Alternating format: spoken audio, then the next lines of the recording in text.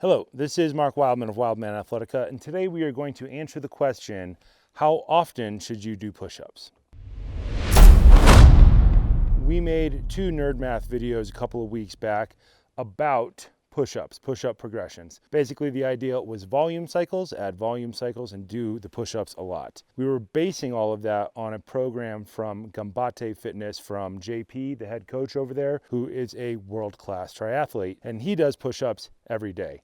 This year, he's doing 400 push-ups every day of the year, the entire year. So the answer is you can do push-ups a lot. It depends on several things. Is doing push-ups a requirement for your job? Military guys will have to do push-ups because it's part of their fitness test. So they do push-ups all the time. Push-ups are picked because you can do them anywhere. It doesn't require anything. All you got to do is hit the ground and do push-ups and then do a lot of them. The reason we make push-up nerd math programs is that most people don't do push-ups very well because their core isn't strong enough to do push-ups well. And a lot of people lie to themselves about how good they are doing their push-ups. They should be straight arm, all the way down, straight arm. So the first question is it part of your job? If it is a part of your job, then you need to do those push-ups probably 5 to 6 days a week. If it is not part of your job, then you can probably do push-ups 2 or 3 days a week. All you need to be good at push-ups is an ability to make sure you're doing them correctly, an ability to focus on your form and technique, and some good strategy. My strategy is always volume cycles, followed by density cycles, or volume cycles, followed by starting over with a higher rep count volume cycle. Do you need to do push-ups if you have other gear?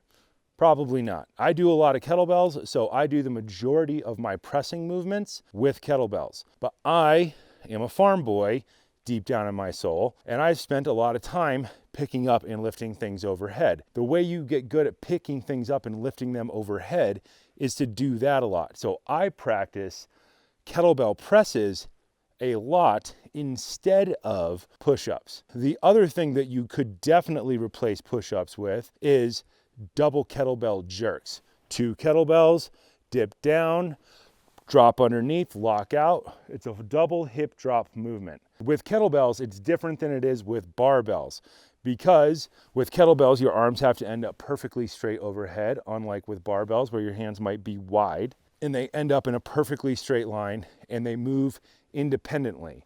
Double kettlebell jerk is an extraordinarily good replacement for push-ups if you have the equipment to do it. It's using legs, it's using abs, and you can set up and do it for time. The thing that you can do with kettlebells that you can't do with push-ups is you can make the kettlebells lighter so that you can go faster and you can build up in a whole different mathematical way. With push-ups, you weigh the same, you do push-ups. You can add weight, but it's kind of hard to effectively take weight away in predictable ways. Kettlebells solve that problem. You can do 2 12s, 2 14s, 2 16s, build up to 2 32s. Watch the competition kettlebell guys do double 32K jerk for 10 minutes.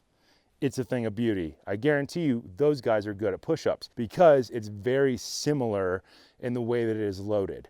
Core has to be on. If you do it with kettlebells, there's no way to not have your core on or you'll rip your spine in half. So you can kind of solve a lot of problems very quickly. The last question you should ask is, are you preparing for something specific? My buddy JP, world-class triathlete, does push-ups because he's improving his upper body performance so that he swims better. So he's been running an experiment for a while now to see if doing push-ups makes him swim better, if he builds up more upper body endurance so that he can both push and pull himself through the water more effectively in a very simple and easy way that's wrapped around all of his other training, which is barbells, which is lots of sled pulling, which is all types of other things. There are some sports that you can benefit very greatly from just doing lots of push-ups. All endurance activities can be benefited from doing any type of endurance activity. Push-ups are just a really good, easy one to do. Push-ups are a fundamental part of chest towards the ground get-ups. When you think about get-ups, think chest down, think body on your side, left and right both, and think lying on your back. Think we have Turkish get-ups for lying on our back. You have side get-ups, and then there are the burpee family of get-ups.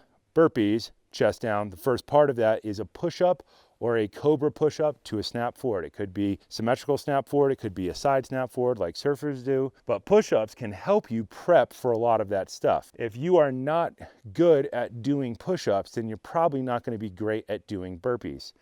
And then you have to ask yourself, do you have a purpose or a need to do burpees?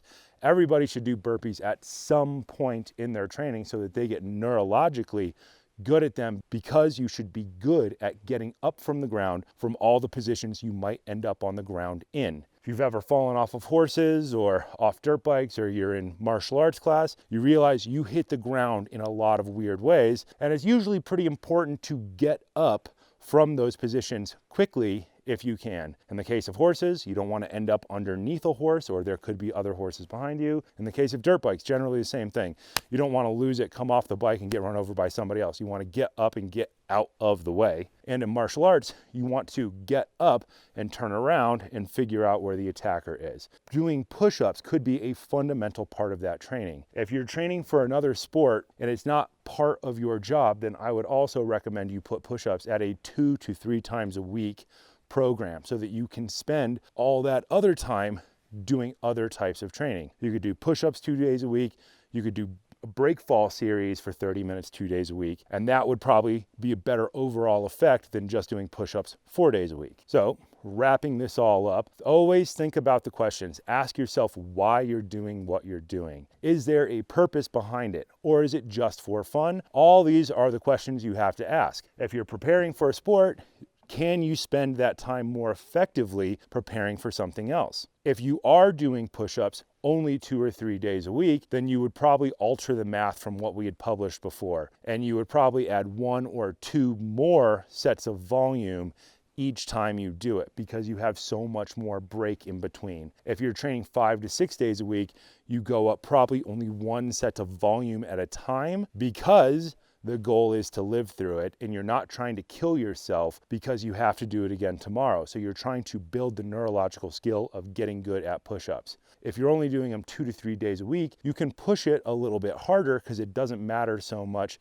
if those muscles aren't as effective the next day because they are tired and recovering. I hope we've now answered the question, how often should you do push-ups? The answer is 5 to 6 days a week if it's your job, 2 to 3 days a week if it's not your job and you're integrating it into some other type of sports preparedness.